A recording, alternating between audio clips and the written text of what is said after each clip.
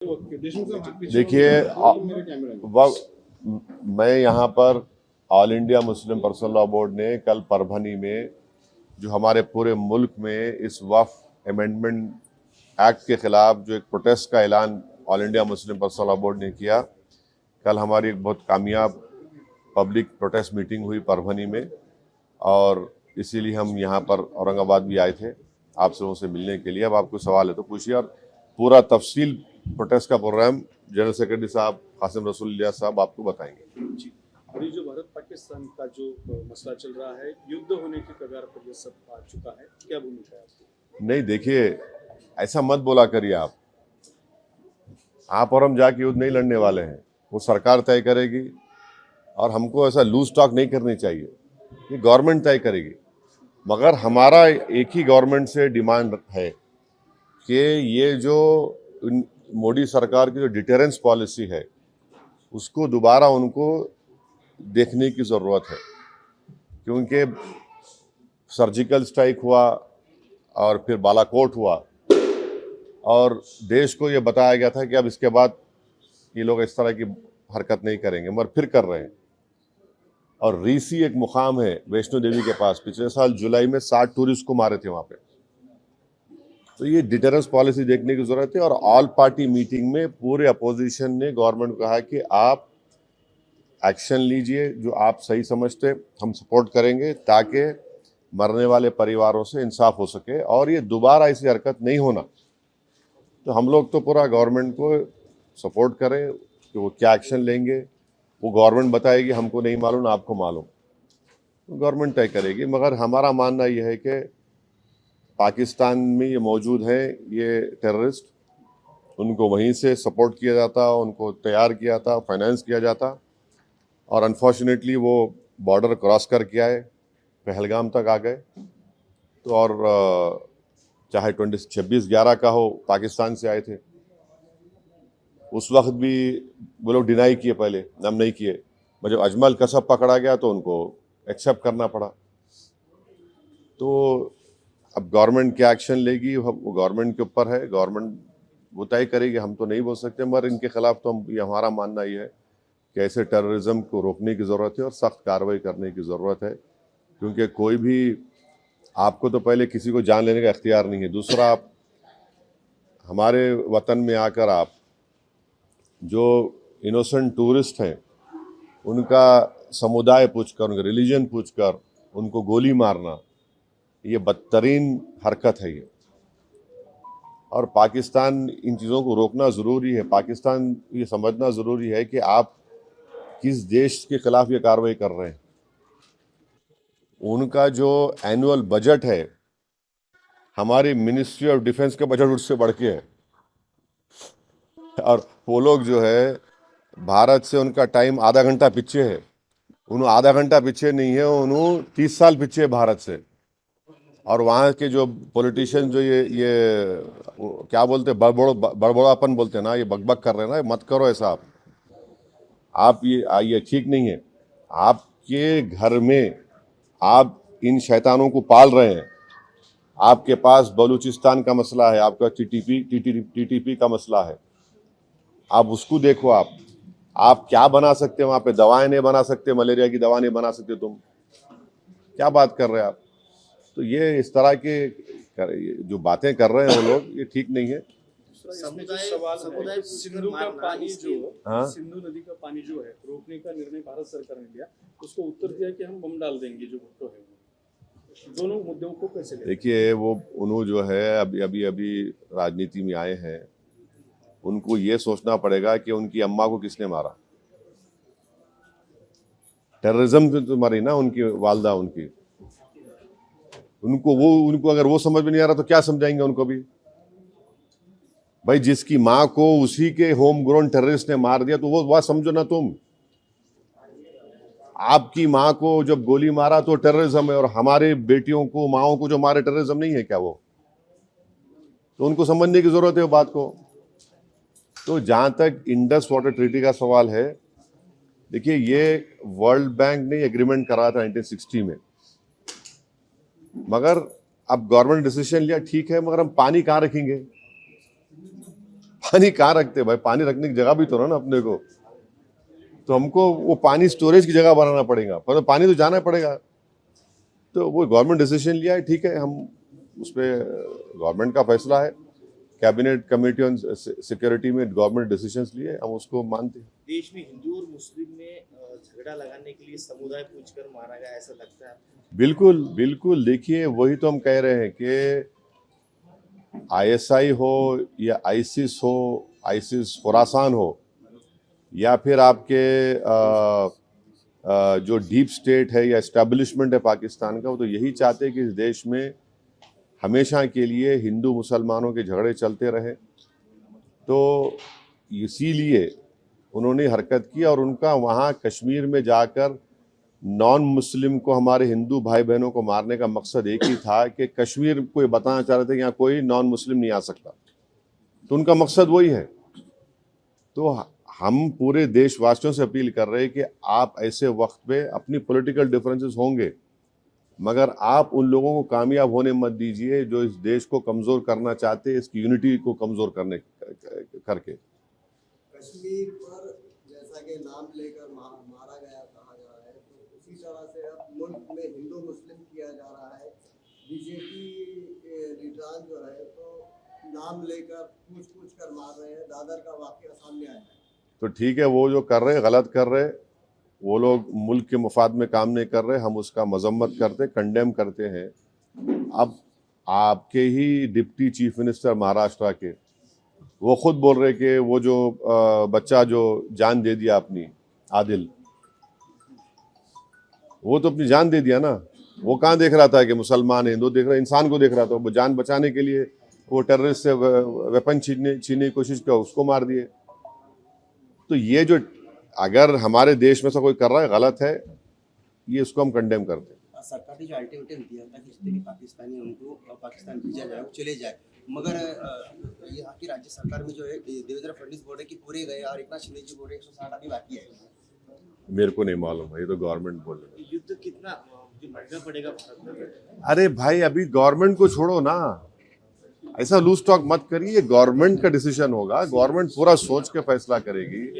नहीं सुनिए, एक मिनट सुनिए, गवर्नमेंट क्या करेगी नहीं करेगी वो गवर्नमेंट तय करेगी। हमारा बोलना, अपोजिशन कहता है कि आप इस पर स्ट्रांग एक्शन लीजिए, ये खत्म होना ये चीज। अब वो कैसा एक्शन लेंगे, क्या लेंगे, गवर्नमेंट पे तो थोड़ा आपको तो उनको उन पे छोड़ना पड़ेगा ना। अब ये टीवी चैनल पे एंकर बैठकर ऐसा बोल रहे ऐसा होगा ऐसा, अरे भाई ये मजाक है क्या? ये ऐसा गवर्नमेंट तय करेगी, क्या डिसीजन होगा वो तय करेंगे। मगर हम मेरा डिमांड ये है कि पाकिस्तान को फिर से FATF की ग्रे लिस्ट में लाना जरूरी है। फाइनेंशियल एक्शन टास्क फोर्स में उनको ग्रे लिस्ट में लाए। ग्रे लिस्ट में लाए तो उनको ये देखिए, इलीगल पैसों से फाइनेंस करे टेररिज्म ये लोग, कोई वाइट का पैसे नहीं, कि इलीगल पैसे से। तो FATF की दोबारा लिस्ट की ग्रे लिस्ट में पाकिस्तान को डालना जरूरी है। हम डिमांड करेंगे ये गवर्नमेंट से कि उनको FATF के ग्रे लिस्ट में डालो आप, तभी जाकर उनका होगा। और हम लोग पूरा उन पे साइबर अटैक करना, हमारे पास एथिकल हैकर्स है, हमारे पास नेवल और एयरफोर्स ब्लॉकेट कर सकते, इंटरनेशनल लॉ में कर सकते हम।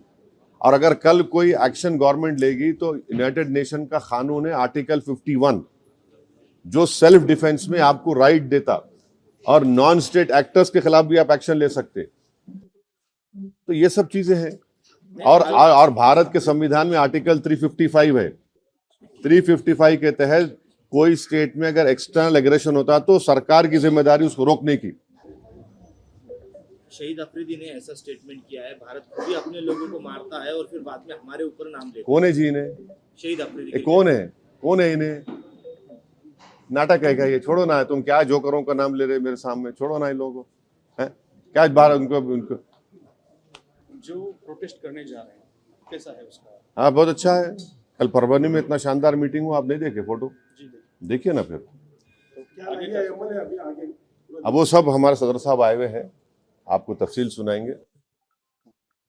मगर हमारा देखिए, आपको हम समझा रहे, पंढरपुर की मंदिर है, पंढरपुर की मंदिर में ट्रस्टी कौन हो सकता है बोलो आप?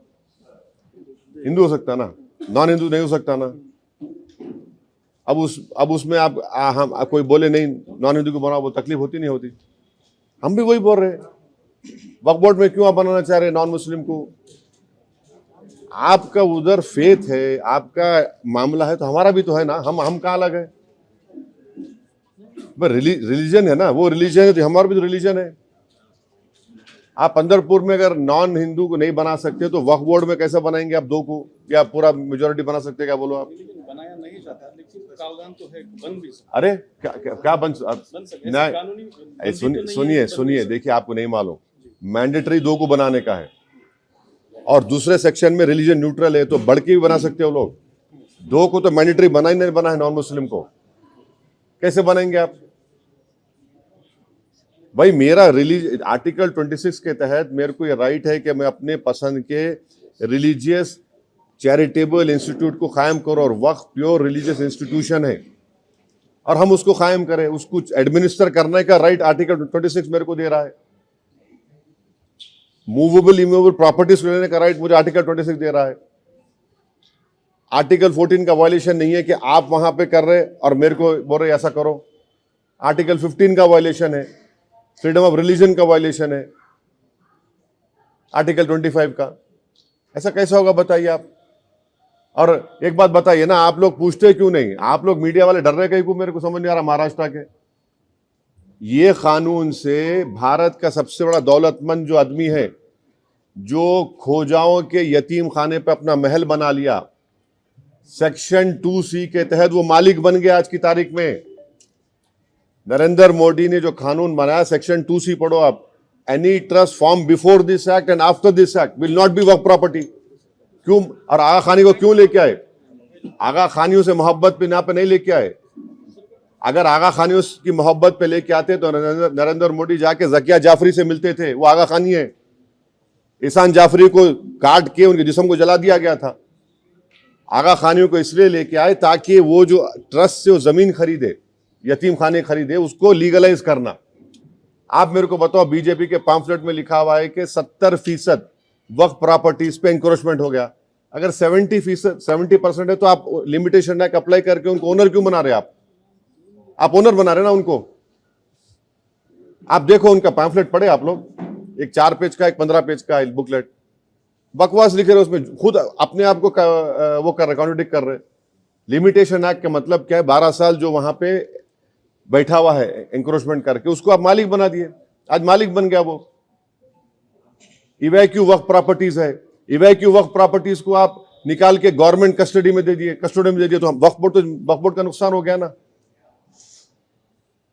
आप बोल रहे कि वक्फ वाल औलाद में बच्चों का शेयर मार के नहीं देना। क्या आज हमारे भारत में हिंदू धर्म में अगर सेल्फ एक्वायर्ड प्रॉपर्टी होती है तो आप किसी को भी अपने, अगर आपके 2 बच्चे हैं तो आप किसी एक को पूरा दे सकते या मोहल्ले में किसी को दे सकते, मगर इस्लाम में हम 1/3 से बढ़ के नहीं दे सकते अपने बच्चों में से किसी को भी। विल पावर आपको है, और हम अगर मैं अल्लाह के नाम पे दे रहा हूं। अब मिसाल के तौर पर अगर कोई हिंदू अपना पूरी प्रॉपर्टी दान दे रहा तो उसमें पूछते क्या तू बच्ची का हक मार के दे रहा है? उन्हें बोला नहीं भाई, भगवान को दे रहा हूं, अल्लाह को दे रहा हूं, मैं मेरी प्रॉपर्टी है। संविधान में आर्टिकल 300A है, प्रॉपर्टी आपका है, मैं कुछ भी कर सकता हूं मेरे प्रॉपर्टी। आप बोल रहे नहीं, वो ऐसा नहीं कर सकते आप। तो ये इसमें ऐसे प्रोविजंस है इतने। अच्छा, हम ये जो चला रहे ना प्रोपेगेंडा, बीजेपी हमको बताओ, एक सेक्शन बताओ उसमें जो प्रॉपर्टी तुम लैंड ग्रैबर से निकाल के लाके देंगे। तुम एक सेक्शन बताओ जो यहां से इनकम में इजाफा होगा, बताओ ना। 45 अमेंडमेंट्स है, कौन सा उसमें है बताओ जो मुसलमानों के मफाद में? आप तो लूटने के लिए लेकर आ रहे। सेक्शन 3D आप बना दिए, उसमें 3D का बोल रहे, क्या बोल रहे, जो आर्कियोलॉजिकल एंशिएंट प्रोटेक्टेड मॉन्यूमेंट है वो वक्फ नहीं रहेगा। क्या मतलब भाई? आपको मालूम औरंगाबाद आपके शहर में यहां पर अपने क्या नाम था जो वहां से अफ्रीका से आए थे बादशाह का, मलिक अंबर का वो नहीं है, वक्फ नहीं रहा वो। उनकी समाधि, हाँ नहीं रही, वक्फ नहीं रहा वो। कैसा होता बोलो? वो सेक्शन 3D में आप बोल दिए मलिक अंबर की खबर अब वक्फ नहीं है, कैसा बोलेंगे भाई? कई शियाओं के इमाम बड़े हैं, 200 साल पुराने हैं, एंशंट है, तो आप बोल रहे नहीं वक्फ की नहीं रहती, कैसा होगा ये? अब आपका पंचक्की है, आप पंचक्की बोल रही है नहीं है, दरगाह नहीं है, वो वफ नहीं है क्योंकि एएसआई का मॉन्यूमेंट है वहां पे। कि आप तो छीन रहे ना हमारे से, बचा रहे कहां आप? कौन सा सेक्शन है बताओ आप? आप बोल रहे कि 6 महीने के अंदर पूरा पोर्टल पे चढ़ाओ। कैसे चढ़ा 6 महीने में? बोलो आप। जो नहीं चढ़ाए वो वक्फ नहीं रहेगा।